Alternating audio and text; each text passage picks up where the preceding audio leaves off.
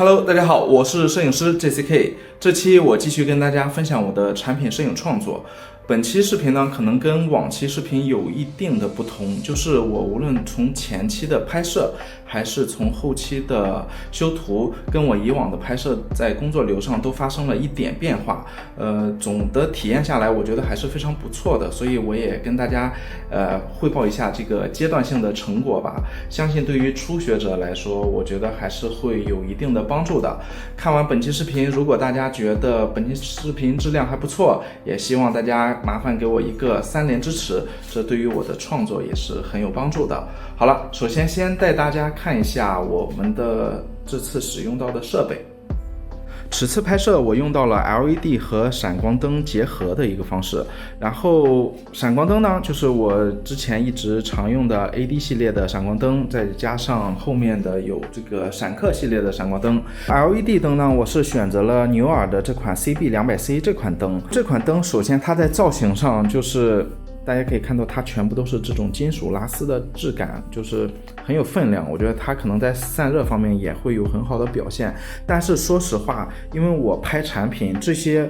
外观的设计如果有的话当然是最好，如果没有的话我可能也不会特别强求。我真正拍摄我在意的是2个功能，一个是静音功能，因为我之前用的一些 LED 灯真正使用时间长了，它的风扇吹起来还是非常的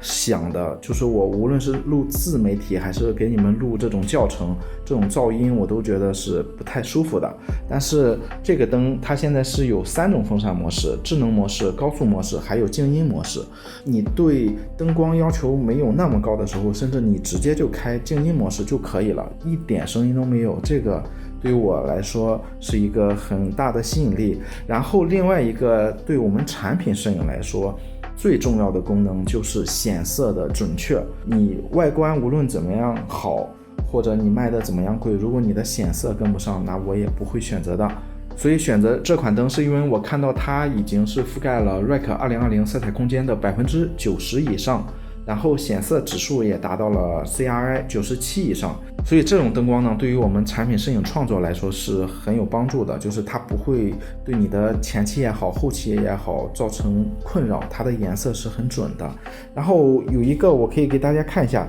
它在这个显示面板上是我觉得我非常喜欢的一点，就是你看它有 RGB CW 就是冷光白和暖光白是2种白色，它是为了更好的去控制你的色彩表现，然后也就是说你可以调出你任何想要的颜色， RGB 可以任意混合。后面你看它还有很多预设的这种颜色，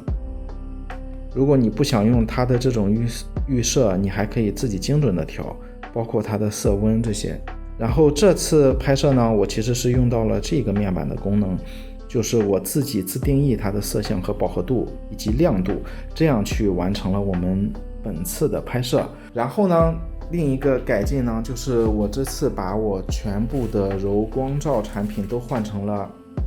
图灵浓的这款快拆柔光箱，但是它真正改进的是我的拍摄效率。我可以给大家看一下我之前的这些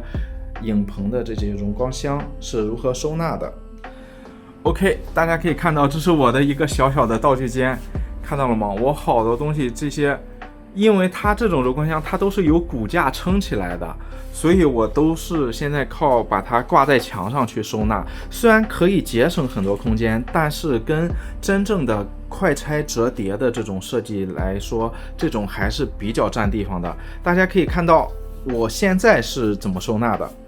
对，我现在就直接把它挂在我的屋里的任意一个角落就可以了，而且我自己的自媒体录制也在这里，随时拍随时用，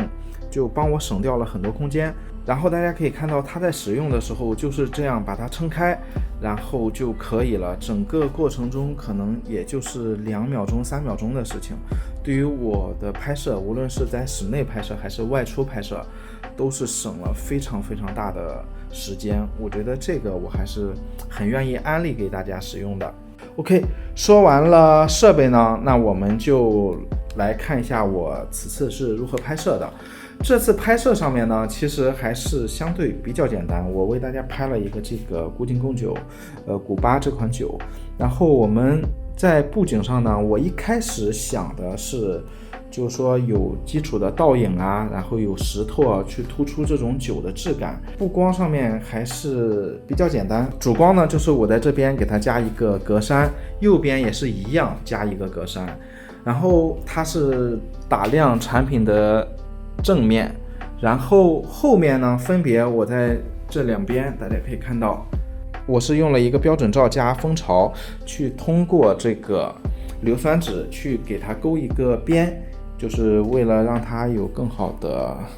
从背景中分离出来。这里可能会有小伙伴有疑问，就是为什么要用柔光箱加淡格呢？为什么不用其他的形式？首先我给大家解释一下，因为我们拍摄的这个产品它是比较条状的，标准罩去打它呢，它很可能会在中间形成一个光区，但是它不会非常均匀的把它打亮。但是如果我们用到了这种面积比较大的这种柔光箱呢去拍摄，整个的照明在产品上面就是会非常均匀的呈现出来，给人的观感是非常舒服的。然后现在拍完的片子，大家可以看到一个细节没有，就是这个酒瓶的中间的部分它没有很好的呈现。然后大家可以看一下这个酒瓶上面，其实它是有这种很清晰的质感的，并没有得到很好的呈现。那我们这个应该怎么拍呢？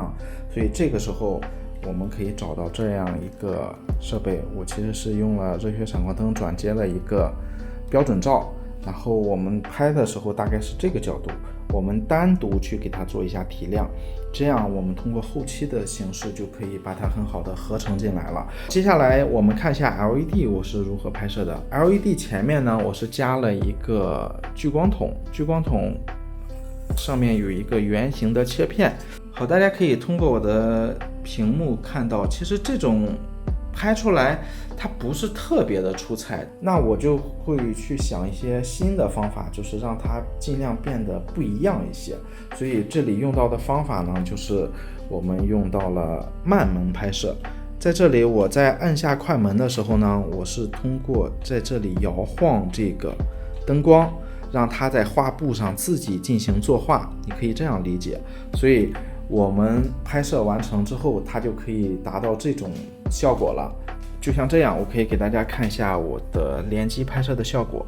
大家可以看到，它在背景上是画出了一个它的光晕，也就是它刚才运动过的痕迹。这个效果就要比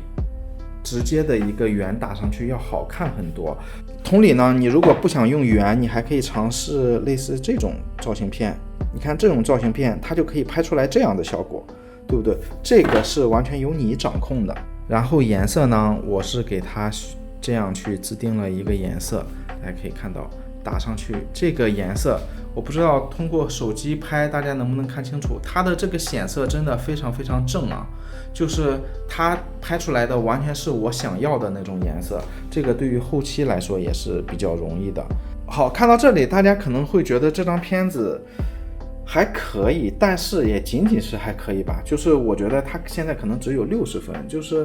都是我们的老一套了。包括这个地方我其实是后悔了的，我还加了石子，其实我后来非常非常后悔，我觉得加上这个石子并没有出彩，倒影也没有很好的呈现。前面的这些石头呢还可以，但是整个画面就是缺少很多感觉。所以现在到了这一个阶段，我已经无路可退了，就是我们现在已经拍成这样子了，那我们现在就想着去寻求一下后期的帮助，看看后期可以帮我们做成什么样的效果。 OK， 我现在跟大家看一下我后期是怎样去修这个图的。首先产品这部分我就不说了，就是